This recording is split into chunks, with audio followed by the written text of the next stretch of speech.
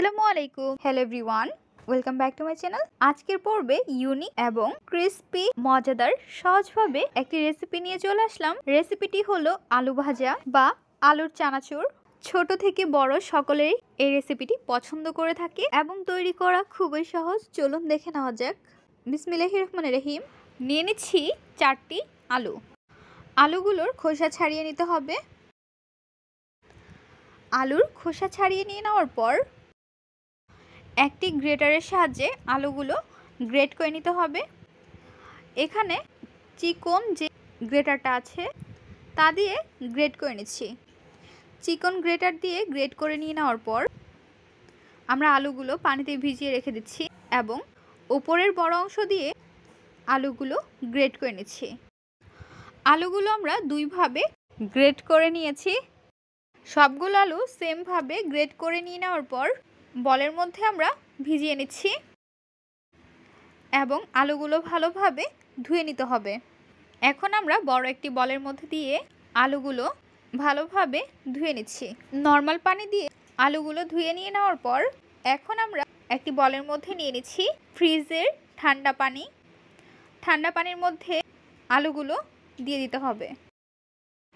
আলুগুলো দিয়ে দেওয়ার পর এখন আমরা একটি ছাঁকনির সাহায্যে আলুর পানিটি ঝরিয়ে নিব। তাই আমরা দুটি ছাঁকনি ব্যবহার করব। আলুগুলো যেন দ্রুত শুকিয়ে যায় সেইভাবে দিয়ে দিচ্ছি।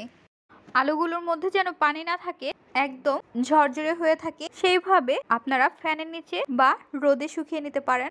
চুলায় বসিয়ে দিচ্ছি একটি কড়াই। এর মধ্যে দিয়ে দিচ্ছি সয়াবিন তেল। তেলটি ভালোভাবে গরম করে নিতে হবে। এখন আমরা এর মধ্যে দিয়ে দিচ্ছি বাদাম। বাদামগুলো দিয়ে দেওয়ার পর উল্টিয়ে পাল্টিয়ে নাড়াচাড়া করে নিচ্ছি।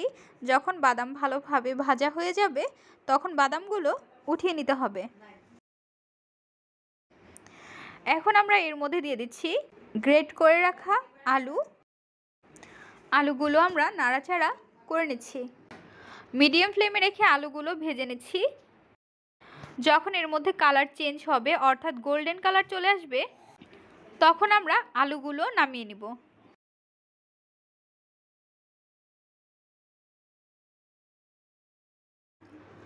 আলুগুলো নামিয়ে নিয়ে নেওয়ার পর আবারও আমরা এর মধ্যে দিয়ে দিচ্ছি গ্রেট করে রাখা আলু। আলুগুলো মিডিয়াম ফ্লেমে রেখে ভেজে নিতে হবে এবং যখন কালার চেঞ্জ হবে ভালোভাবে আলুগুলো ভাজা হয়ে যাবে তখন আমরা উঠিয়ে নিব। আলুটি ভাজা হয়ে গিয়েছে।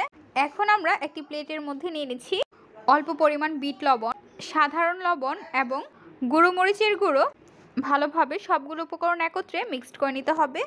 বড় একটি প্লেটের মধ্যে ঢেলে নিচ্ছি ভেজে রাখা আলু। দেখতে পাচ্ছেন কতটা ক্রিস্পি হয়েছে। এখন আমরা এর মধ্যে দিয়ে দিব বানিয়ে রাখা মশলাটি। দিয়ে দেওয়ার পর অ্যাড করে দেব বাদাম। এখন সবগুলো একত্রে মিক্সড করে নিচ্ছি। তৈরি হয়ে গেল মজাদার ক্রিস্পি বিকেলের নাস্তা। এই রেসিপিটি যারা এখনও ট্রাই করেননি তারা একবার হলেও ট্রাই করে দেখবেন। খেতে অসম্ভব মজাদার এবং এটি আপনারা সংরক্ষণ করেও খেতে পারবেন। আলুর চানাচুর রেসিপি আপনাদের কাছে কেমন লেগেছে তা অবশ্যই জানিয়ে দিবেন আপনাদের মূল্যবান মতামতটি। ভিডিওটি যদি ভালো লাগে তাহলে একটি লাইক করে দিবেন এবং সাবস্ক্রাইব করে আমাদের পাশে থাকবেন। আরও মজার মজার রেসিপি দেখার জন্য সবাইকে আমন্ত্রণ রইল। আজকের পর্বে এখানে বিদায় নিচ্ছি গাইস। আসসালামু আলাইকুম। ভালো থাকবেন সবাই। আল্লাহ হাফেজ।